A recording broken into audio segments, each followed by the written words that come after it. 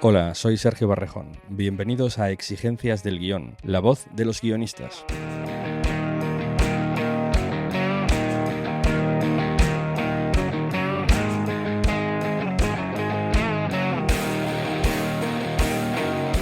El episodio de hoy está patrocinado por el Máster en Escritura del Guión Audiovisual que organiza el GAC, el Sindicato Catalán de Guionistas, junto con la Universidad de Barcelona y la Universidad de Lleida. Si quieres estudiar guión en Barcelona con profesores que han escrito series como Madres, El Príncipe, Isabel, El cor de la ciutat, Servir y proteger, Malaca, Vent del Pla, Gran Reserva o El Ministerio del Tiempo, echa un vistazo a la web www.masterguion.es. Las preinscripciones ya están abiertas.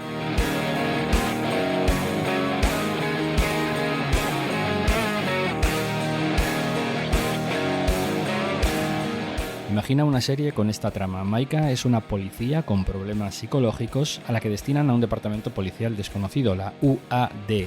Allí Maika descubre que existe una sección del gobierno de España que vigila los fenómenos paranormales.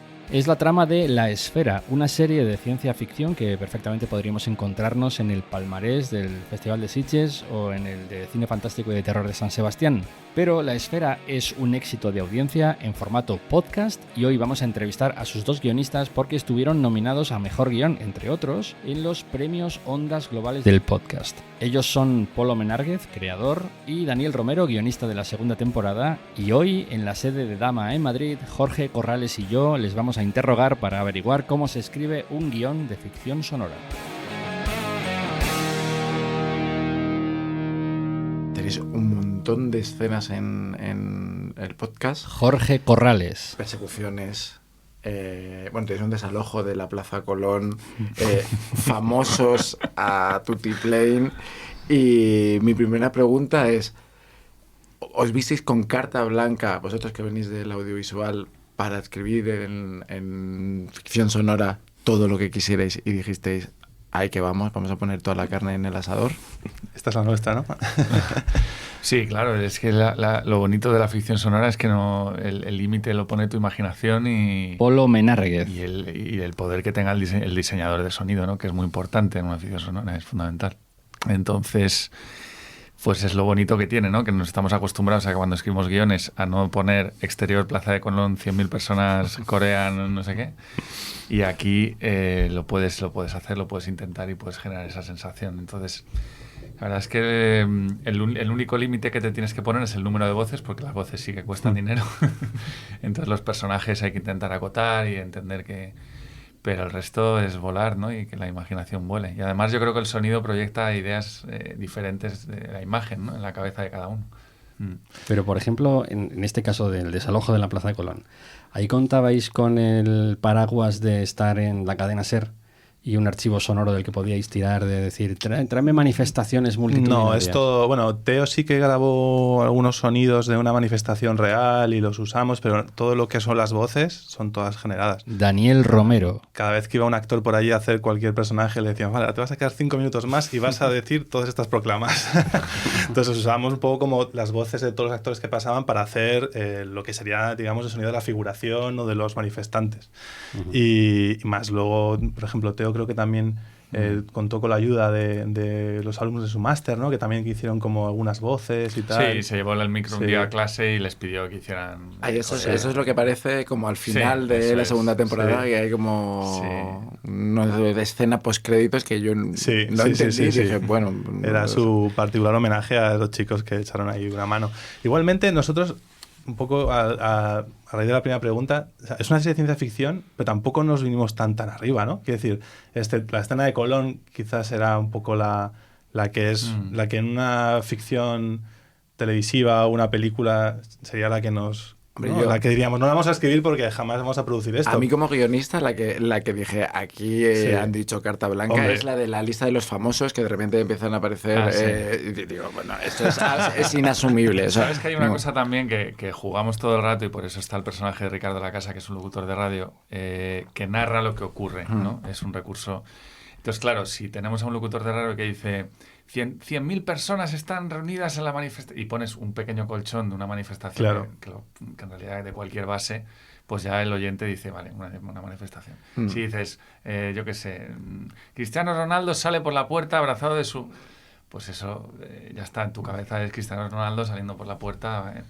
Y es gratis. Y es gratis. Sí, pero aún así Teo consiguió un poco ese apoyo para que suene realmente a eso, ¿no? Que al final Sí, tú puedes jugarte el farol de decir, mira, vamos a escribir una secuencia en la que hay 100.000 personas manifestándose en Colón, pero tiene que sonar a eso, ¿no? Yo creo que ahí hubo un trabajo y diseño muy importante. Sin duda, pero necesitas el apoyo de alguien que lo diga. Por ejemplo, en lo de Colón, me acuerdo que esa escena en la que llega Maika con el taxi, ¿no? Que le tienes que dar vueltas a cómo hacer que algo, que lo digan sin decirlo, ¿no? O sea, van con el taxi y le dice el taxista, lo siento, ya no puedo llegar a más. Pero si estamos en Cibeles, pues no, es que hay gente desde Colón hasta aquí, por eso no puedo llegar más, ¿no? Y esa escena está ahí para decir, el taxi se tiene que parar en Cibeles porque no hay gente. Entonces yo, aunque se oiga un ruido de fondo, nunca vas a conseguir la sensación sonora de que, si te fijas en la escena, sí hay consignas, se corean, pero tampoco hay no se oyen a 100.000 personas gritar, ¿no? De hecho, una de las cosas que más nos costaba un poco al principio era no caer en la trampa de verbalizar cosas, ¿no? Y cosas que el personaje verbalizase que estaban sucediendo para proyectar en la mente del oyente, ¿no? Porque la gracia era intentar construirlas desde el punto de vista sonoro, que no fuesen... O sea, no meterlas de manera facilona, ¿no? Y eso es una cosa que yo creo que sí que nos machacamos mucho y escribimos un montón para que eso sonase... O sea, para que no caer un poco en esa trampa, ¿no? Del personaje verbalizando cosas y aún así algunas veces como nos queda más remedio, ¿no? ¿Dónde me he dejado el papel? Claro, pues, como cuando Maika se fuga, ¿no? Sí. Que no hablen del piso. solos. Cuando Maika se fuga del piso, claro, ella hablaba por teléfono con el ministro, ¿no? Y le decía, ¿dónde estás? Estás en un piso y tal, no sé qué. Le escribía al espacio, ¿no? Como burlándose de ella, diciendo, estás muy lejos, pero a veces nos servía un poco para que esa descripción del espacio el oyente visualizara el lugar en el que está, ¿no? Y luego ella abría la ventana y hacía un descenso, se fugaba y tal, ¿no? Y claro, ahí ella no podía decir, oh, qué alto está esto, ¿no? Porque es un poco la trampa, ¿no? De que nadie piensa en voz alta, ¿no? Los personajes. Es un maravilloso que digas esto, porque además, Daniel, tú has trabajado mucho en series diarias. Correcto. Y yo diría que en muchas series diarias, y aquí el primer pecador soy yo levanto la mano personal, el primer pecador soy yo, en muchas series diarias no se cuida para nada esto que acabas de decir, vamos a no verbalizar demasiado. Total. Que en parte el pecado viene impuesto, digamos, por la falta de dinero, por la falta de presupuesto, pues muchas cosas las tienes que contar en verbo, ¿no? Pero muchas veces también es falta de ganas del guionista de encontrar soluciones visuales. Y muchas veces las personas comparten pensamientos con otras personas que son perfectamente conscientes de esos pensamientos, se informan unos a otros de cosas que ya sabían y hacen recordatorios al espectador. O sea que no sé, me parece un lujo que tú como guionista hayas dicho, no vamos a verbalizar demasiado, esto es el recurso fácil en radio, en podcast, en ficción sonora, pero vamos a intentar generar una imagen auditiva en el espectador y que él construya desde ahí, ¿no? Claro, por ejemplo, en la primera temporada, o sea, la ficción sonora necesita un narrador. Es muy por lo general necesita a alguien que te cuente la historia como un cuento, porque en el fondo hay un montón de cosas que necesitas que alguien te cuente. O sea, que decir cómo es el espacio, qué está ocurriendo, cómo es, para poder resumir, Entonces yo en la primera temporada dije, vale, no quiero un narrador, no quiero que Maika diga en voz en off, entré en aquel desvencijado tal y encontré a un señor que estaba... Y dije, pero ¿cómo lo hago, no? O sea, y como Maika había perdido a su marido, pensé que digo, vale, pues a lo mejor tienen abierto el chat de WhatsApp, ¿no? Y todos los días le manda un audio y le cuenta lo que le ha pasado. Entonces al final es como una especie de diario que tiene además un filtro de audio de WhatsApp, ¿no? Que se oye de manera diferente. Y eso luego nos dio mucho juego, ¿no? Los audios de WhatsApp de Maika. Entonces, bueno, pues eso es darle vueltas. También, no sé si fue de primera versión, esto también te digo. Creo que en la primera versión sí había una Maika narradora omnisciente que contaba todo y hubo un momento en el que en una reescritura dije, no puede ser, no quiero caer en el cuentacuentos, ¿no? Y al final encontré ese recurso. Claro, es que da toda la pereza del mundo y no solo porque esté hecho muchas veces esta narración en primera persona, sino porque si tú no encuentras un vehículo donde pueda volcar todo eso que dice de una manera emocional, como sí lo es en el chat de su marido muerto. Exacto. Si no hay emoción, pues se convierte en pura información y de alguna manera estás diluyendo la eficacia que esa voz tiene en el espectador, en el oyente, ¿no? Claro. Porque total. es alguien que, si está hablando todo el rato de manera neutra, Claro. en el momento en que grite o llore, tiene menos efecto esa voz, ¿no? Está gastada. Sobre todo porque también en la primera temporada, hasta que Maika encuentra a Mariano, también tiene muchos momentos en los que está sola, ¿no? Entonces es única forma un poco de hacer de pared, ¿no? Porque Claro. no puedes tampoco... O sea, sería un personaje solo que no tiene con quién compartir sus sentimientos, ¿no? Y lo que está pensando, ¿no? Entonces tiene ese recurso que luego lo usamos hasta, la segunda temporada también, muchísimo. No, y funciona en audiovisual también, ¿eh?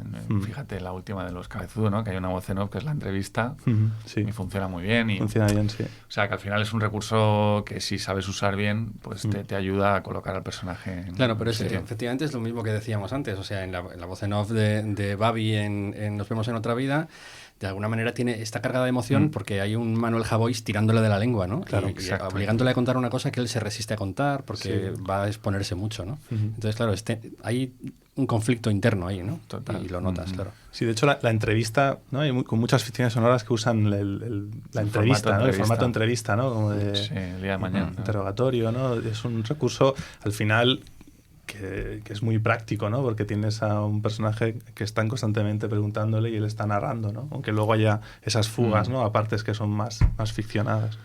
Sí, luego te permite jugar. Yo, en la primera temporada recuerdo cuando me cargué la voz, ¿no? Que, bueno, es un spoiler, pero da igual. ¿No? Es de la primera temporada que de repente alguien llamaba a Maika, y alguien que había heredado el número de teléfono de su marido le decía, déjame en paz, deja de mandarme audios. Me parecía muy bonito. Capítulo 6, y decía, ya, vale, perdona. Y entonces ella dice en su cabeza, adiós, Pablo, ¿no? Ya no voy a poder mandarte más audios. Y dije, vale, me he quedado sin voz en off. Sin recurso para la segunda temporada. Pero es verdad que ya estábamos tan en la acción que ya no necesitaba eso. Sí, Mariano al final Mariano también tiene su interlocutor, sí. ¿no? Al final hace esa función también, ¿no? Cuando tienen la relación más estrecha ellos, ¿no? No tanto al principio de la primera temporada. Porque además justo con Mariano yo he visto muy claro que eso es una especie de buddy movie, pero a la española, ¿no? Tenemos un personaje como el de Mariano Leal que actúa como ancla de la realidad, a pesar de que sea el personaje que justamente busca en el exterior, ¿no? Que es el que más sabe de alienígenas pero es el más anclado a la realidad. Y entonces me preguntaba, ¿desarrollasteis los personajes por alejaros de Maika, el personaje de Mariano Leal, o los desarrollasteis juntos como pareja, o cómo fue un poco la creación de este personaje que está tan anclado a la realidad perteneciendo a un podcast de ciencia ficción? Eso es pregunta para Polo porque, bueno, es un pequeño matiz. Polo es el creador de la serie, yo entré en la segunda temporada, o sea, la primera temporada la escribió y la creó él solito. Bueno, así que es tanto tuya como mía. Ya. Pero bueno, tú eres el padre, el creador de Mariano. Pues es que yo creo que Mariano nace de la idea de cómo sería una unidad que estudiara los fenómenos paranormales en España, ¿no? Entonces yo me imaginé un lugar muy abandonado, sin recursos, y con alguien que estuviera completamente marginado en el cuerpo de la policía. Y entonces lo empecé a llevar cada vez más al extremo. Me gusta eso, ¿no? También, o sea, que los personajes, si son dos, sean muy opuestos, ¿no? Entonces está Maika, que es como una super policía, con un trauma de cojones, y luego Mariano, que es un tipo que está obsesionado con su movida, pero encerrado en un polígono, y lo empecé a llevar al extremo, ¿no? Y me parecía muy interesante que estuviera en silla de ruedas también, que fuera un tipo con esa discapacidad, que necesitara a alguien, ¿no? Que eso, en el fondo, si te ves obligado en una pareja donde hay un conflicto fuerte, si uno de los dos necesita al otro, ¿no? Esas situaciones me encantan, ¿no? Cuando se pelean y es como, venga, empújame, ¿no? Porque sin ti no puedo atravesar esa puerta. Entonces creo que empecé como a cargarle de esas cosas para que funcionara mejor el binomio. Sí, por supuesto, es una buddy movie total de dos policías y funcionan como opuestos. lo bonito es que los dos tienen un trauma que tienen que superar. Yo creo que para Mariano tiene que ver con recuperar un poco el gran policía que fue, ¿no? Y volver a tener esa importancia dentro del cuerpo de policía. O sea, él realmente quiere conocer y lleva muchos años dedicado a eso. Y ella va a usar la esfera y la UAD, la unidad, para superar un trauma que es la culpa, ¿no? La culpa de que por su culpa su marido murió en un atentado. Entonces ella va a usar todo eso como un duelo, ¿no? Entonces eso les une. Y hay una escena en un capítulo, no sé si es el 2 o el 3, que está en una cafetería donde los dos se confiesan y te das cuenta de que aunque parecen que se odian y que se llevan fatal y que son completamente opuestos, pues que comparten trauma, y eso ayuda mucho a que se quieran y se entiendan, ¿no? Y se necesiten. Y luego hay otra cosa que a mí me encanta del podcast, es que es ciencia ficción española, pero no porque se produzca aquí, sino porque todo está anclado con la realidad que vivimos casi hoy en día, ¿no? Tenéis un montón de referencias ya no solo a España, sino a la situación política, cultural y social que vivimos ahora. ¿Esto fue un punto que queríais trabajar desde el principio o fue saliendo un poco según ibais desarrollando el podcast? Esto, o sea, al hilo un poco de lo que hablábamos antes, que, o sea, es una serie de ciencia ficción, pero que, como tú dices, ¿no? De una manera inconsciente, tampoco creo que fue muy premeditada, la atamos mucho a la realidad, ¿no? Y es una serie con los pies en la tierra, realmente tiene un elemento fantástico, pero es una serie que quizás si hubiésemos escrito para televisión, tampoco sería una serie excesivamente cara, ¿no? Porque los elementos fantásticos son mínimos, ¿no? Están ahí y tiene, pues se centra más quizá en el diseño de personajes, ¿no? Y en esto que dice Jorge. Yo creo que eso estaba en la primera, ¿no? El componente político de la primera temporada con el personaje del ministro está ahí desde el principio. Y en esta sí que nos hicimos como una gran pregunta, ¿no? Al finalizar la primera temporada, digamos que los extraterrestres son Vox Populi, ¿no? Ha habido un avistamiento.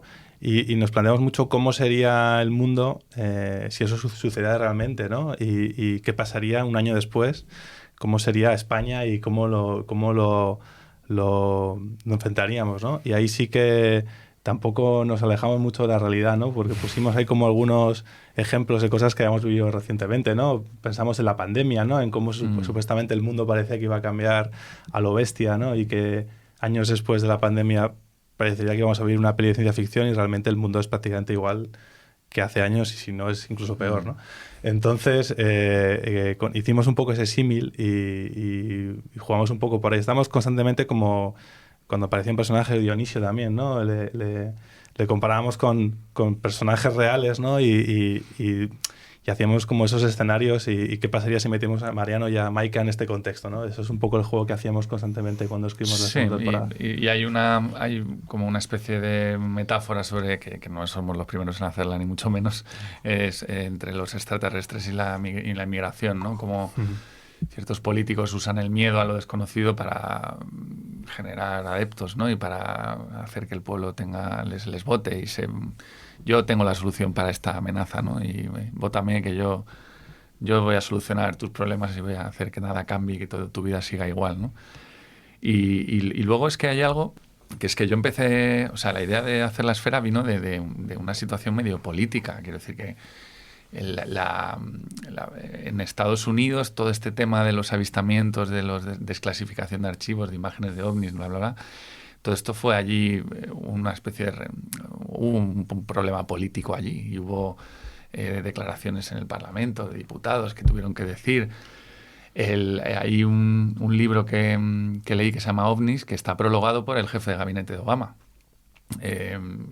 contando que esto es un problema real, que hay destinado un dinero a investigarlo. Entonces de repente dije, un momento, que ya no es tanto una cosa como fantasiosa, sino que hay señores con corbata en Washington peleados con este tema, ¿no? Y me pareció muy gracioso. Dije, solo nos faltaba ya, ¿no?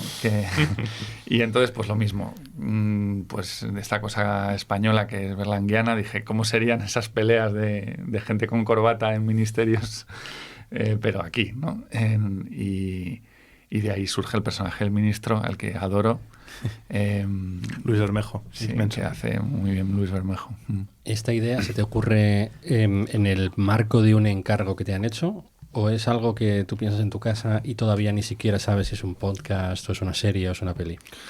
No, me pilla después del estreno del plan, que se estrenó en febrero de 2020. Qué buen mes para estrenar una peli, ¿no? Y entonces me quedé en paro. O sea, no tenía... Bueno, me quedé en paro, ¿no? Llevaba en paro varios meses, sin ningún curro de nada. Y todo el mundo me decía, bueno, tranquilo, que cuando estrenes la peli te empezarán a caer proyectos. Entonces vino la pandemia y bueno, ahí empiezas como todos, yo creo que empezamos como a escribir, ¿no? Y yo conocí a alguien que trabajaba en la SER, en Podium Podcast, y entonces él me dijo, ¿por qué no escribes una ficción sonora y se la presentas a mi jefa y a ver qué le parece? Y dije, ¿cómo? ¿Ficción sonora? ¿Qué es eso? Buscar en Google. Y entonces me escuché Guerra 3, me escuché El Gran Apagón y dije, un momento, ¿pero qué es esto? O sea, aquí no hay un director de producción diciéndote, esto hay que meterlo en presupuesto, ¿eh? Quítame Claro. figurantes. Y entonces dije, vamos a tirar aquí un triple. Y recuerdo que fue en julio.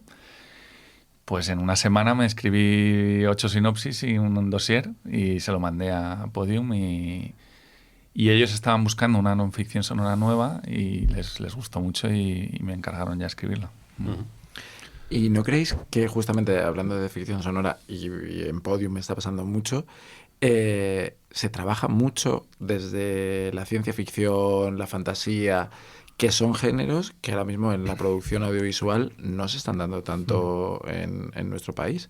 ¿Creéis que se está encontrando ahí un hueco? Porque vosotros, Pérez Ledo, Manuel Bartual, todos estáis ahí encontrando como un huequito para desarrollar historias de ciencia ficción, por el presupuesto, obviamente. Pero ¿creéis que se está creando como un microcosmos de ficciones sonoras dedicadas a la ciencia ficción?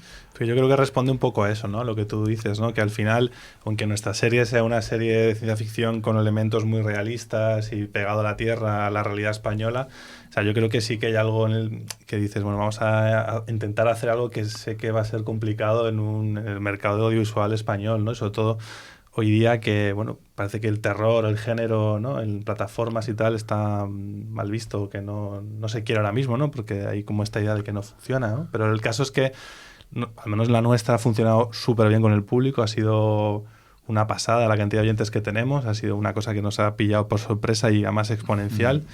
Y estas que has citado también han funcionado muy bien. Entonces, no sé, hay algo ahí que no termina de encajar, pero también yo creo que la radio, la ficción sonora tiene cierta tradición también del fantástico, al menos en España, ¿no? Yo recuerdo a mí de niño que cuando Polo me ofreció participar con él en esta serie, yo me acordaba, digo, ya he cumplido un sueño, porque yo cuando era niño a mí me fascinaba un programa de radio que se llama Historias, lo dirigía Juan José Plans, que lo emitían en Radio Nacional, que aunque eran historias de terror, ¿no? Y era una antología, voy a cumplir por fin, voy a hacer una ficción sonora como estas que me gustaban a mí cuando era niño, ¿no? Y yo creo que en España hay una tradición de género también en radio, que quizá pues con estos nuevos formatos, ¿no? Con esta posibilidad de los podcasts, yo creo que ha tenido como una segunda vida. Pero seguramente responda también a eso, ¿no? A que yo creo que los autores o los creadores nos aventuramos a hacer cosas en radio que creemos que va a ser complicado hacerlo en una serie, en una peli, al menos en España, ¿no? Que es muy difícil producir género. Aunque luego El Apagón se ha Apagón, adaptado a sí. serie. Y Santuario de y Bartual también. Sí, pero es curioso porque El Apagón, sin criticar, por Dios me libre de criticar a nadie, ¿no? Pero su formato en serie parece como un poco más cohibido para hacer, ¿no? Es más, tiene como más miedo de meter la mano en el género puro. Es un poco más punk el podcast que o sea, hay cierto miedo en la ficción, ¿no? A tocar, a salirte del realismo, ¿no? Santuario sí que intuyo que es más género, ¿no? Porque es ciencia ficción, sí, es un contexto, es un futuro distópico, ¿no? Entiendo que ahí ya se lanzan como más al barro directamente, ¿no? Dani, has dicho que tenéis muchísimos oyentes. Yo quería preguntarte, ¿qué diferencia notáis en repercusión o en exposición personal como profesional que entrega historias a un público? ¿Qué diferencia notáis entre hacer un podcast de éxito que está nominado al Ondas Global y estar en una telenovela diaria que ven 2 millones de personas todos los días o estrenar una peli ¿Qué diferencias notáis? Sinceramente no noto mucha diferencia, ¿eh? Yo el éxito de La Esfera lo noto porque sé que mucha gente a mi alrededor la ha escuchado. Me he encontrado con gente trabajando que me ha dicho, coño, que tú has hecho La Esfera. Y sí que sientes que la gente lo ha escuchado. Pero no noto tampoco es un público muy similar, ¿no? Es un público similar y luego... Bueno, sí. pero esa es una diferencia, ¿no? Sí, es una diferencia. Que primero oyen el producto y después lo asocian contigo. Sí, total. Cuando en el audiovisual pues sí que la figura del director, la figura del guionista está mucho más expuesta como autor de esta cosa, ¿no? Que pasa, a veces pasa lo contrario, que te dicen, tío, no sabía que habías hecho una peli, ¿no? Es extraño que vean la peli y no caigan que la ha dirigido un conocido, ¿no? Es verdad, es verdad. Sí, lo que sí que he notado es que de lo que he hecho es, sin ninguna duda, por lo menos en mi experiencia, lo que más se ha oído, o bueno, en este caso oído, sí, iba a decir lo que más se ha visto, ¿no? Sin ninguna duda, o sea, no sé cuántos, pero igual más de 500.000 de oyentes, ¿no? Ha tenido esto. Ahora mismo es que los últimos datos no me acuerdo, pero... Lo último que supimos creo que iba por ahí, ¿no? Me parece. Sí, que es una barbaridad. Sí, además funciona súper bien en Latinoamérica también. Es que se han oído entera, ¿no? Y luego conectan con todo tipo de públicos, porque hablamos del género, que se supone que, ¿no? Que tiene como más nicho, que es más de nicho. Pero aquí se emitió en la SER, que también me pareció brutal, la primera temporada, la segunda no, pero la primera se emitió en la SER en directo los viernes de agosto. Y si le veías en Twitter la gente, para el coche en una gasolinera porque no me lo ponen, digo, ¿qué es esto? Claro, tú vas escuchando la radio y de repente escuchas una serie, ¿no? Entonces, bueno, yo creo que hay un filón y es muy interesante, desde luego, respecto a repercusión. Luego, en el fondo, pues son productos que tampoco la autoría no se valora mucho. Eso es la sensación que tengo, ¿eh? Ni por el medio que las pone, ¿verdad? Por eso digo que mi nombre o nuestro nombre tampoco noto que haya tenido una gran... en comparación con la película, ¿no? Por ejemplo, que es mucho más pequeña. Esta es la primera entrevista que nos hacen por La Esfera, a los dos juntos. Sí, sí. Yo creo que sí, ¿no? O sea, tú quizá la primera temporada tuviste alguna y tal, pero... el podcast tiene 4 nominaciones a los premios Ondas del podcast, que es el podcast con más nominaciones. No hay esa noticia por ningún lado. De hecho, y es el único podcast de ficción nominado a guión, que eso nos hace especialmente ilusión. En el país, que es de Prisa, la noticia es La Rubia no sé qué, 3 podcasts nominados y La Esfera en el subtítulo, y también La Esfera, ¿no? Quiero decir que al final, yo creo que para la radio la ficción, el otro día lo pensaba, no sé si te lo dije, que digo, para la radio la ficción es como para el documental para el cine, ¿sabes? Sí, totalmente. Es un poco ese... Y de hecho, tampoco hay tantas ficciones. Y de hecho, de un tiempo acá, desde que hicimos La Esfera, yo recuerdo cuando hicimos una temporada que la grabamos, si no me equivoco, a finales del 22, principios del 23, ¿puede ser? Sí, yo estaba dirigiendo Los Protegidos y tú estabas con Los Farad, ¿no? Y en ese momento recuerdo, pues eso, no sé si porque te empapas más de lo que estás haciendo y empiezas a escuchar otras ficciones y tal, porque mi primera ficción sonora contemporánea que escuché fue La Esfera, la temporada.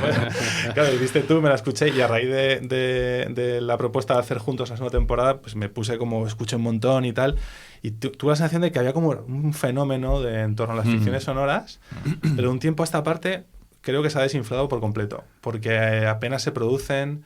También es cierto que creo que dentro de las ficciones sonoras, aquí hablo un poco es mi teoría, es mucho más caro hacer una ficción que tener a 2 personas hablando en una habitación, porque al final las ficciones sonoras requerimos de actores, aunque son equipo reducido, al final pues eso, somos los directores, los guionistas, el diseñador sonoro, la producción de la ficción. Es muy caro de producir, ¿no? Los actores, es inevitable el tiempo de montaje, toda la postproducción conlleva. Entonces estuvimos montando la serie muchos meses, o sea, un tiempo, igual no el tiempo de una postproducción de una serie, pero sí que curramos mucho, tío. Y yo creo que mi teoría es que de un tiempo a esta parte, y seguramente alguien que sepa más del universo podcast que yo y que tenga más controladas las ficciones que se han hecho este año, mi teoría es que las ficciones sonoras están descendiendo en la producción. Hay muy pocas, o sea, se hacen muy poquitas. Yo creo que siempre ha habido pocas. O sea, en vuestro año sí que es verdad que hubo como 3 o 4 que despuntaron y hay como un momento, pero generalmente nunca ha habido más de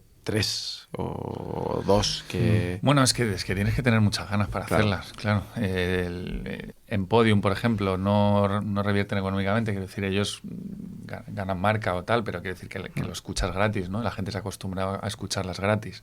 Sí, está en Spotify. Y las ¿no? que han Es intentado escucharse de pago, ¿no? Por suscripción, pues creo que no han ido tan bien como les hubiera Sonora, gustado. de hecho, ha cerrado, que era una compañía que se ha convertido en Ondas Podcast o algo así. Bueno, lo han pasado en Onda Cero. Onda Cero, algo así.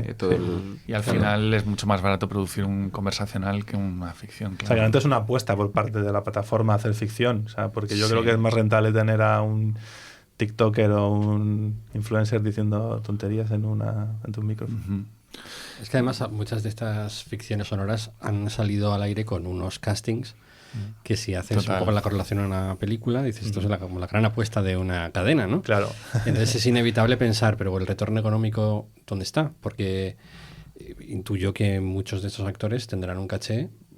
Pero, hombre, no, evidentemente no es el mismo que podrían tener en el cine o en la televisión realidad es que prime time, casi pero... todos, excepto los protas, tienen una sesión. O sea, por ejemplo, es una temporada, Vito Sanz, que tiene un peso mayúsculo en la serie, grabó 4 horas o 5. Perdona, ¿quién es el personaje de Vito Sanz? Porque Dionisio. Vale. Dionisio. ¿En 4 horas? 4 o 5 horas. Sí. Beatriz Arjona, lo sudando mismo. la camiseta esas 4 o 5 horas. Pero... Y las 3 sesiones, y luego Mariano, o sea... Son 3 sesiones. Luis Taera muy y Marta cortitas. Nieto, 3 sesiones. Intensísimas, porque es un no parar. Entonces intuyo que no todos ellos estaban en el mismo sitio haciendo una escena. Solo Luis y Marta compartieron y ni siquiera cabina. todo el rato. Y ni siquiera todo el rato. El resto de actores, todas las conversaciones, por ejemplo, no sé, Francesco Carril y Luis Bermejo, que son uña y carne, están compartiendo secuencias, no se juntaron nunca allí.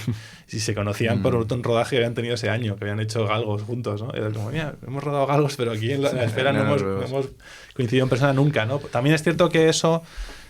al final, una cosa de cuadrar agendas y tal, y está mucho más limpio el audio si lo grabas de manera independiente, pero es cierto que hay una cosa de sinergia entre actores que están en la misma sala, que están compartiendo aire, que falta a veces, ¿no? Este es el gran reto de la ficción sonora, que no se note lo leído que está y que la química entre los actores la puedas trabajar. Al final el formato es más austero, muchísimo más austero que una ficción. Claro, si un actor viene 4 o 5 horas, más de 5 horas en una cabina no aguanta ningún actor. Se vuelve locos ahí con el micro leyendo, o sea, no saben ni lo que están diciendo. Entonces las jornadas suelen de ser de 5, 6 ya empieza el actor a pasarlo mal, ¿no? Entonces, ¿qué es lo que...? El gran reto es que no suene leído y que haya química entre los personajes. Lo ideal sería que se supieran el texto, que es imposible para lo que les pagas, y que... inviable, 8 episodios en un día. Inviable, y que sería muchísimo más largo en la grabación y que estuvieran siempre juntos interactuando. Eso sería lo ideal. Yo creo que gana mucho, pero claro, es que no hay recursos para eso. Es como al final, si 2 personajes en cine hacen un plano contra plano y en uno tienes un doble y en el otro tienes otro doble, ¿no? O sea, los 2 actores van a tener siempre una sinergia y una... Yo lo noto mucho. Cuando tenemos a Maika y a Mariano en la cabina, los dos improvisan, se pueden pisar, aunque no deberían, pero bueno, se están mirando, se tocan, se mueven. Al final puedes cambiar cosas. Pero si tú cambias el texto en un diálogo... Es un infierno eso. Y la réplica ya la has grabado... No puedes, claro. No puedes. Entonces hay veces que no suena bien. Sí. Esto pasa mucho en ficción audiovisual, ¿no? No te suena bien el texto y lo cambias. Aquí no puedes, ¿no? Porque ya tienes la réplica, ¿no? Y claro, supongo que ensayos imposible. No, nada. Imposible. Pero bueno, yo quedé con Marta y leímos un poco la Había primera temporadas vez. que lo hicisteis, ¿no? Sí, hicimos ese trabajo. Con Luis no fue posible, pero claro, no vas a saco. Y además es que según entran por la puerta casi les das un abrazo, un café y para adentro. Claro, O sea, yo, por ejemplo, que no estuve la primera temporada, a Luis Taera y a Martín los conocí el mismo día de la grabación. Hola, ¿qué tal? Sí, Daniel, va a grabar. Sabes que teníamos un poco de tiempo. Pero bueno, es cierto que ellos también tenían ya los personajes muy integrados y que hay mucho de Luis y de Marta en Maika y Mariano también. Entonces, la segunda temporada eso también fue fluido. Pero fue muy a saco, claro, porque tienes poco tiempo. Al final es esto que hablamos, ¿no? Al final es una producción con un presupuesto limitado. Dentro de que es de las con los presupuestos más grandes que hay, probablemente, ¿no? Pero que aún así... Y con un casting bastante potente, sí. De hecho, también hay una cosa con relación al casting que yo creo que es importante que comentar. Es que también yo creo que una de las claves de La Esfera, que yo puedo decir eso, como yo no estuve en la primera, me puedo permitir decir, una de las claves del éxito de La Esfera es que a mí lo que me gustó mucho cuando yo escuché la primera temporada y Polo me propuso este reto es que los actores me sonaban muy reales, que es una cosa que en las ficciones sonoras a veces se tiende a trabajar con actores que tienen, pues eso, quizá algunos son actores de doblaje, ¿no? Y, Uy, te van a caer hostias hasta en el camino. no me van a caer porque no voy a decir nada en contra de los actores de doblaje. Lo que voy a decir es que... Yo siempre lo digo, por eso lo digo.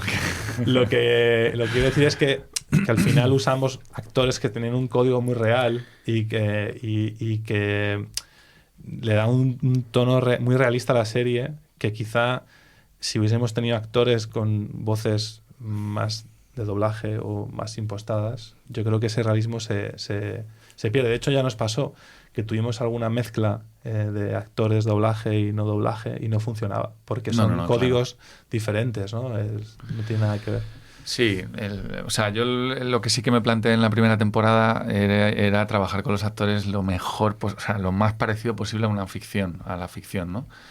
A la ficción audiovisual, quiero decir. Entonces, les pedía repetir mucho, de tal manera que al final, si lo has hecho 4 o 5 veces, la sexta ya te lo medio sabes, y le decía, hazte una como si en el texto, ¿no? Y empezaban como a sonar. A veces no hay tiempo de hacer eso, obviamente. Y otras veces te quedas con la lectura. Otras veces te quedas con la lectura. Y hay una cosa muy peligrosa de la lectura, y es que te acostumbras al soniquete del actor que lee. ¿Sabes? O sea, te empieza a sonar natural lo que no es natural. Porque como estás ahí en la cabina 5 horas, pues te empiezas a acostumbrar y cuando oyes una ficción sonora también pasa. Yo escucho ficciones sonoras que están leídas y se sienten leídas, pero bueno, al rato te acostumbras al código y te olvidas de que están leídas. Pero claro, hay que estar como muy atento.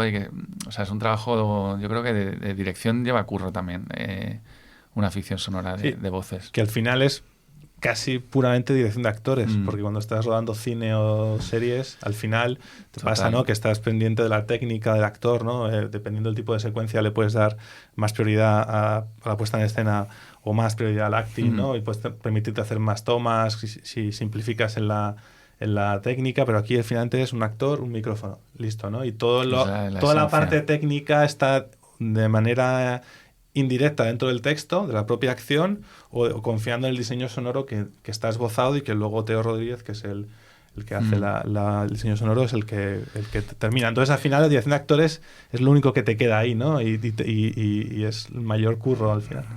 Requiere una concentración brutal, claro. Total. Siendo consciente todo el tiempo del conjunto y de qué piecita del conjunto estamos haciendo ahora y con qué otras piecitas tiene que encajar. Esto suena un poco obvio porque es lo que hace un director, es la definición de su trabajo, básicamente. Pero claro, cuando la mitad de lo que estamos acostumbrados no existe, y cuando además ni siquiera tienes el ensemble, ¿no? No tienes al cast entero interactuando entre ellos, lo que decías antes, tú tienes que acordarte de cómo era la réplica y estar pensando si esto encaja o no encaja, o si los tonos se están acompañando o están contradiciéndose, ¿no?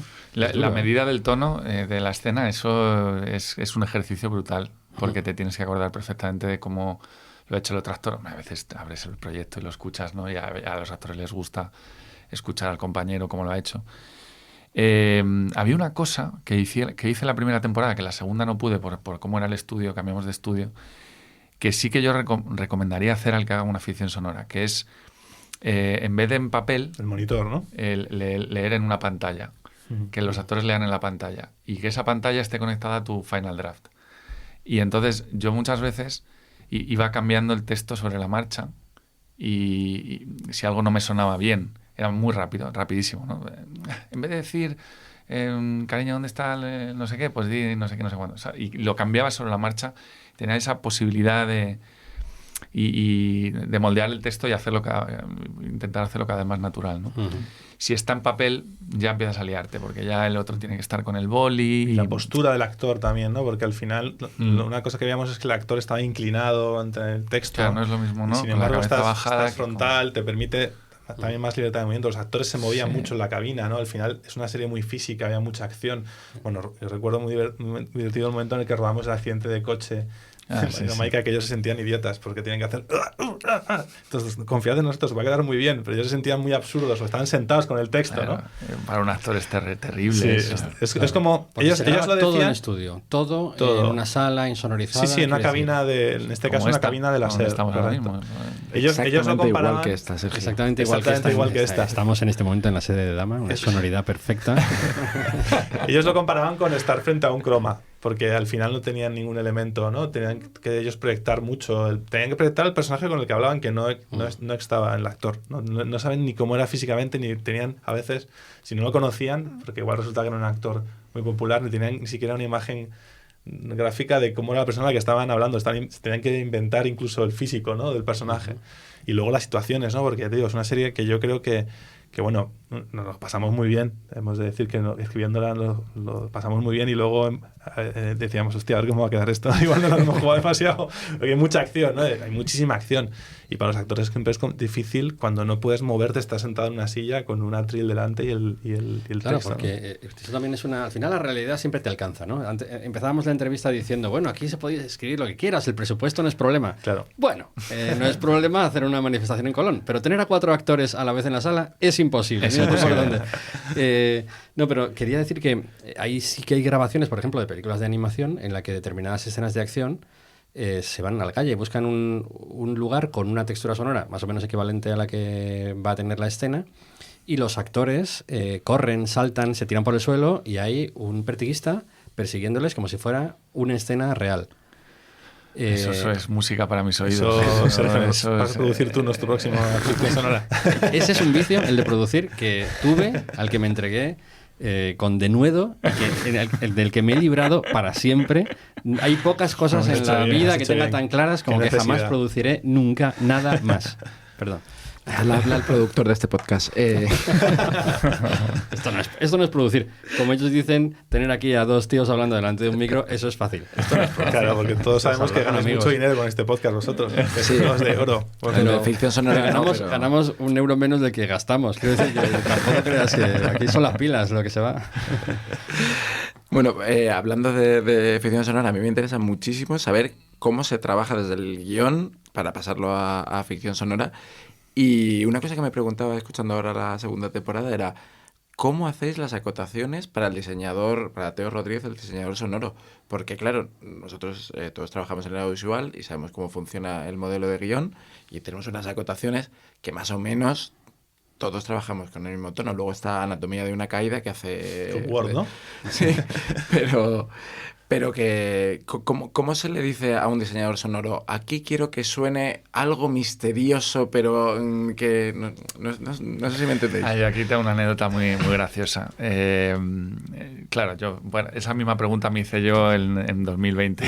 La de sonido, las columnas, ¿no? Sí, el guión de columnas que tenías. No era un guión de columnas. Bueno, eso también. Eso también, ¿no? Esa es muy buena. Esa es muy buena. Te acabo de joder. Curro ingente que no valió para absolutamente nada. Yo les pedí un guión de una ficción sonora a los de Podium. Dije, perdona, yo no he escrito nada, no he escrito radio en la vida. Y me mandaron el de Menlo Park, ¿no? Que está muy bien. Y me mandaron el guión y era como un guión de radio. Quiero decir, no estaba dividido por escenas y era diálogo y notas para el control de radio. Es decir, y ponía FX, 2 puntos, puerta, pasos, así, ¿no? Como... Entonces yo lo dije, vale. Todo como muy robótico y yo fui muy obediente y lo hice así. La primera temporada de La Esfera está escrita, por lo menos los primeros guiones, está escrito así. Sí, lo tengo por ahí. Bueno, luego no. Claro, entonces se lo pasé a Teo Rodríguez. Yo lo hice, ahí me dijeron, hazlo así. O sea, yo le dije, oye, esto se hace así. Sí, esto se hace así. Fue lo muy obediente. Y yo lo hice muy obediente. Y Teo me dijo, pero ¿qué es esto? ¿Qué puta mierda es esta? Radio del siglo XX. Espacial, punto, crujido, punto, viento, claro, sopla, fuerte. Muy punto, mecánico, ¿no? Con poca alma había ahí. Y dice, tú vienes del cine, tío, y me dijo, escribe tus guiones como si fueran una peli. Y así son. O sea... Y le dije, no te creo. Y porque ya había escrito, no sé, 180 páginas, algo así. Y me dijo, sí, pero ¿quieres que lo vuelvas a hacer? Y entonces hicimos el trabajo de reescribir como una peli. Pues es como una peli, nada más, el guión de La Esfera es exactamente igual que el de una película o de una serie. Lo único que cuando escribes tienes que ser consciente de que en todo tiene que sonar. Claro. O sea, las acotaciones son, en su mayoría, descripciones sonoras de cosas que suceden. Pero Claro, tú no puedes decir... Vemos. Claro, Maika mira la fachada del edificio y contempla sus ventanas rojas, porque eso no significa absolutamente nada. De hecho, a mí me ha pasado también... Y lo que decías antes, tampoco te debes permitir que Maika diga, mira ese edificio de ventanas rojas. Sí, porque eso es una información para el actor en todo caso, pero que a la realidad a la hora de llevarlo a cabo no sirve para nada, ¿no? Es cuando en un guión de cine te permites la licencia de poner algo muy abstracto, muy poético, ¿no? Que es una cosa que a veces funciona para la lectura del productor o el actor, ¿no? O quien quieras que lea ese guión, pero que a veces sirve para dar un poco de pistas sobre el tono o información que tú tomas la licencia de introducir ahí, pero la realidad es que eso Teo no lo puede crear en sonidos, ¿no? Porque no existe, ¿no? Luego es cierto que nosotros... Luego hay veces que cosas que parecía que no sonaban, luego sí suenan, empujando un poquito, venga, a ver, yo creo que sí suena, ¿no? El novillo de lana, le damos un novillo de lana y lo estira. Pero en cualquier caso los colores no suenan. En ningún caso las luego, ventanas pueden estar ahí, pero no son rojas. Hicimos una reescritura después, cuando ya estaba montada la serie, incidiendo en cosas que se nos ocurrían un poco con el montaje de voces, ¿no? O sea, hicimos una versión de la serie. Claro, luego hay una versión para edición. Que tardamos como un mes y pico en montarla, porque no lo hicimos según íbamos grabando, sino que hicimos la cosa esta un poco quijotesca de cuando estaban todas las voces grabadas, lo escuchamos todo, cogimos las tomas buenas, hicimos un montaje, estuvimos ahí un mes entero largo o más. Y después de tener... 2 meses, ¿no? Sí, fue muy largo ese proceso. Fue una locura. Y cuando tuvimos ese montaje de audio con todas las tomas escuchadas, todos los diálogos perfectamente montados, hicimos como una reescritura del guión para Teo, diciéndole cosas más prácticas, igual ya menos literarias de un guión, ¿no? Y incluso con notas de músicas y de efectos particulares. Luego también escribimos algunas secuencias que rodamos extras, resumimos como un par de cosas ahí. Hay que hacer como una versión de guión para actores y otra versión de guión para edición, donde ya escuchas tus voces. El chorizo de voces sin nada debajo es la cosa más horrible del mundo. Sí, porque es verlas... O sea, ríete tú de un premontaje de un capítulo de cuando ves una serie o algo... No te crees nada. Y dices, bueno, aquí falta, le dices a todo el mundo. Yo cuando pongo un premontaje de algo que he dirigido, siempre a todo el mundo le advierto, no, aquí no, la música es de referencia, y falta un claxon. No hay color, los audios han puesto el montador y todo el mundo, sí, que sabe premontajes. Mentira, nadie sabe verlos. Pues aquí es aún peor, porque es solo la gente hablando. Es horrible. El accidente, por ejemplo, imagínate, o sea, es muy, muy absurdo y muy vergonzoso. Y luego cuando te lo devuelve Teo con su arte y su magia, dices, esto está elevado y funciona. Eso pasa con la Esfera, que es un personaje que no habla, pero tiene su propia adecuación sonora y siempre está ahí, y siempre que aparece la Esfera tiene este sonido, que yo imagino que en ese premontaje sería como... No existe. Nada. Ni siquiera una cosa puntual de referencia añadimos para algo que nos ayudase a nosotros a montar, pero casi nada, era todo a pelo. Las voces las montasteis vosotros. La edición de voces yo creo que la tiene que hacer dirección, sí. ¿En un Premiere o...? No, la hacemos con un técnico de Pro Tools. Se graban en Pro Tools. Sí. Vale. La propia sala. Por eso había entendido que las hacíais físicamente vosotros, operabais la máquina. No me importaba. En este caso fue con Nico, que fue el técnico que hizo con nosotros la grabación también. Sí. Luego tuvo un mes y pico ahí que nos aguantó a los dos ahí... Dándole vueltas. Yo creo que sí que es verdad que el diseñador sonoro debe recibir las voces montadas, porque entonces si no ya te hace que a veces las recibe en plan a la toma. Sí, también porque a veces cuando grabas sueltos y dices, los tiempos, los silencios, al final eso es la dirección de buscando las intenciones. Es como trabajar con un montador al final, que aunque el montador tiene el criterio absoluto para coger y los decidir, tiempos de los diálogos los tienes que decir. Y sobre todo a veces cuando grabamos tan rápido que quizá nos dará tiempo a hacer una lectura de la secuencia, una primera toma y una segunda, donde incluso había una ratilla, pero decíamos, bueno, eso estaba bien de la anterior, no sé qué. Entonces ese croquis mental y ese puzzle es el que hicimos luego después, claro. Y también... Eso lleva muchísimo trabajo, la edición de voces. Secuencias que se eliminaron porque no funcionaban, pulir un capítulo porque iba largo, cosas que en guión funcionan pero no, pues como un montaje de cine. Claro, es lo que decir, que no lleva mucho menos tiempo que montar una película, ¿no? Digamos, hay películas y películas, ¿no? Medem puede a lo mejor montar durante año y medio, Rodrigo Cortés, pero si sigues un guión, si el rodaje obedece de manera muy fiel a un guión, pues el montaje es mucho más sencillo. Poniendo eso como ejemplo, el plan. Uh-huh. ¿Te lleva más tiempo montar la esfera que el plan o menos? No, menos. O sea, la esfera, pero pues, por el único motivo por el que te tardas menos en montar la esfera son los recursos. Aquí volvemos otra vez, ¿no? Podemos hacer la manifestación de Colón, pero no podemos. Yo no puedo dedicarle. O sea, si yo hiciera la esfera como a mí me gustaría, 100%, claro que estaríamos 4 meses metidos en la sala de sonido. Claro, pero no estamos contando todo el trabajo que hace Teo en su laboratorio de alquimia particular que nadie ve, y son muchas horas Eso también. Son muchísimas horas ahí metido. Él hace un trabajo, una barbaridad de trabajo, que además el diseñador de sonido de una ficción sonora es un realizador. O sea, que mucha parte le dimos muchísima libertad también nosotros. Pero no es mucho tanto, en él. Por supuesto, libertad. Nos gusta a los dos trabajar así, pero sobre todo es que no es como en una película. En una película el diseñador de sonido trabaja con el director en base a un material que ya tiene y le da más o menos brillo, ¿no? Pero Teo inventa maneras de ver la realidad, de escuchar la realidad y de transicionar de una secuencia a otra, y nos pasa y le damos unas notas, a veces más, a veces menos, pero son notas muy de claridad, más que de creatividad. Algunas veces sí, pero son más notas de esto no se entiende bien o esto no sé qué. Pero él tiene el poder de que el mundo del sonido, por supuesto, está en sus manos, ¿no? Y además él sabe un huevo y probablemente es de los mejores del mundo, y no estoy exagerando, ¿no? Ese momento es mágico, cuando entregas el capítulo desnudo, que te toma, ahí va, ¿no? Te lo devuelve a las 2 semanas y de repente lo escuchas. Nos llamábamos siempre, ¡guau, tío, es la polla! Es brutal. Empezamos ahí a comentar ahí. Era un momento muy bonito. A mí el proceso creativo es de lo que más me gustaba, era recibir el capítulo. Eso me gustó muchísimo. Lleva muchísimo trabajo una ficción sonora. Lleva mucho trabajo, desde luego. Mucho curro, sí. He hecho este gesto de pausa por si tenemos que cortar esta pregunta incómoda que voy a hacer ahora, ¿vale? Esto se puede editar. Siempre que se dice eso, luego nunca se corta. Así que... lo dicen por eso.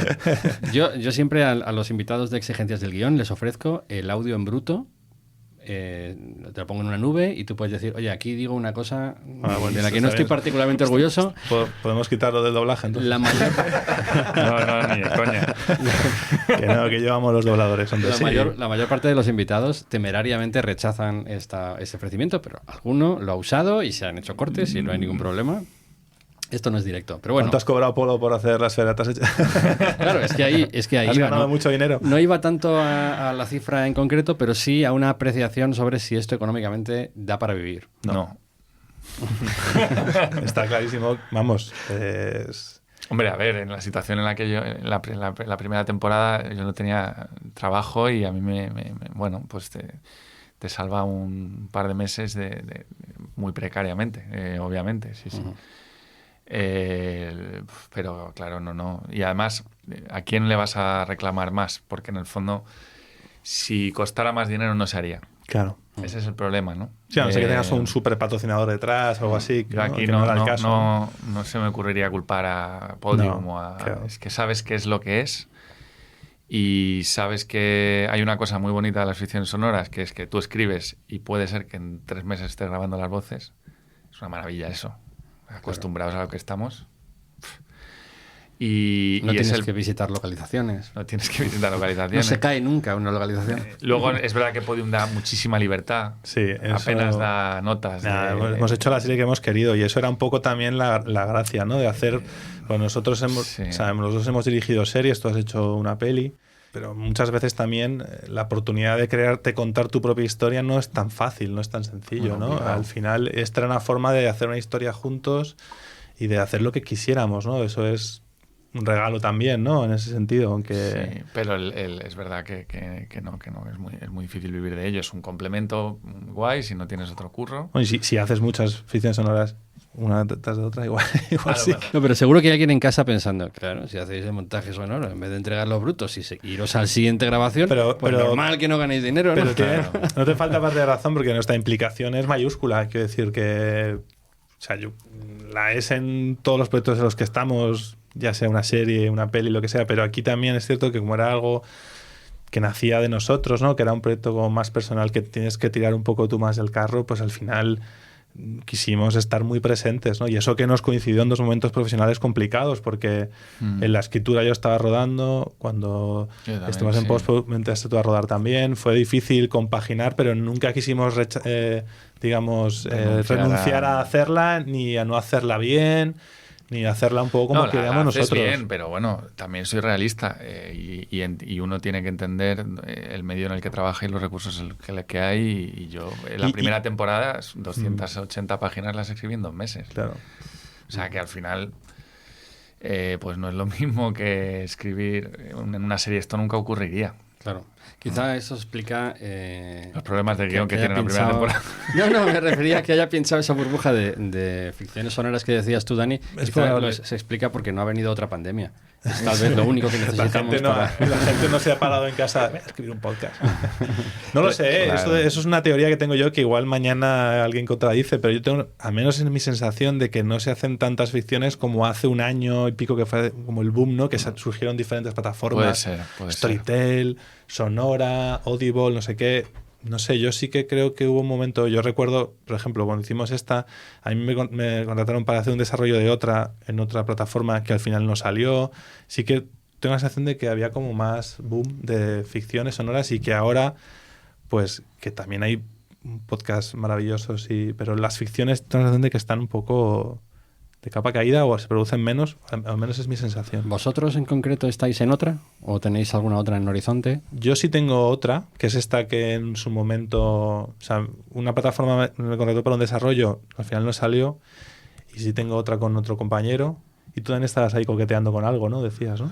Bueno, sí, pero sí, ¿no? Está muy en mi escritorio, vamos, que no he compartido con nadie. Pero fíjate, ahora que estoy en un proceso también de repente pararme un poco, pues me ha vuelto a entrar como el gusanillo de... ¿Y otra ficción sonora? Pues bueno. ¿Y futuras temporadas de La Esfera? ¿Se contemplan? Yo creo que no. Fue... no. Lo íbamos a plantear en un momento, un spin-off o algo, pero en un momento... Al principio no. Pero si ganaseis muchos sondas globales, ¿no estaríais de alguna manera condenados a continuarla? Pregunto. Mira, es que Sergio, que dudo que los ganemos. Con lo cual nos vamos a liberar de esa. Al menos nosotros, presión. Igual Teo y Marta Nieto sí ganan. Eso espero. Pero bueno, ya ganó la primera temporada, ganó 2. Ganó diseño sonoro y actor Luis Taera. Y en esta vuelven a estar nominado Teo de nuevo. Yo lo que quiero es hacer la serie. Queremos hacer la serie. Tenemos un proyecto de ficción con La Esfera y queremos convertirla en una serie de televisión y creo que sería una serie fantástica. Y estamos peleando por ello. Ahora mismo estoy más volcado en eso que en futuras temporadas de La Esfera porque cuesta mucho escribirlas. Ahora hay más trabajo, voy a tocar madera o contrachapado, pero entonces claro, pues pensar en escribir La Esfera a mí se me hace ahora mismo cuesta arriba porque cuesta mucho trabajo escribir La Esfera. Son 8 episodios de 30 páginas. Sacar los argumentos de los 8 capítulos llevó muchos meses ahí porque además... Sí, además, como la primera temporada era como, venga, todo vale. Claro, la segunda te dices, me he metido aquí en un jardín, que a ver cómo salgo, la tercera sería todavía peor. La tercera aún peor. Bueno. No, pero yo creo que lo que dice Polo, ¿no? Ahora mismo tenemos este proyecto conjunto de hacer una serie de La Esfera y ojalá en algún momento podamos llevarla a cabo. Es un poco donde tenemos ahí las energías en común puestas. A mí me apetece mucho hacer otra ficción sonora, con menos, a lo mejor con menos voces, a lo mejor que no sea ciencia ficción, aunque lo que estoy escribiendo ahora sigue siendo ciencia ficción, pero me apetece mucho, pero porque me gusta mucho trabajar con actores, entonces me parece que es muy fácil, quiero decir, llevarles a la cabina y grabar las voces, ¿no? Y sí me apetece, la verdad. Estaremos pendientes de esas futuras ficciones sonoras y sobre todo de cruzamos los dedos por esa adaptación a serie televisiva de La Esfera. Y si se produce, pues aquí os invitaremos otra vez a hablar de esa adaptación. Que vendremos felices de la vida. Daniel Romero, muchas gracias. A vosotros. Polo Menárguez, muchas gracias. Jorge Corrales, hasta la siguiente. Gracias por venir a Exigencias del Guión. Pues mil gracias a vosotros, un placer. Gracias, chicos.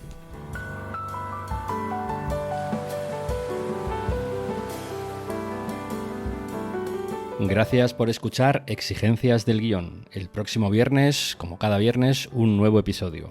Mientras tanto, si te estás planteando estudiar guión en Barcelona, recuerda chequear la web www.masterguion.es.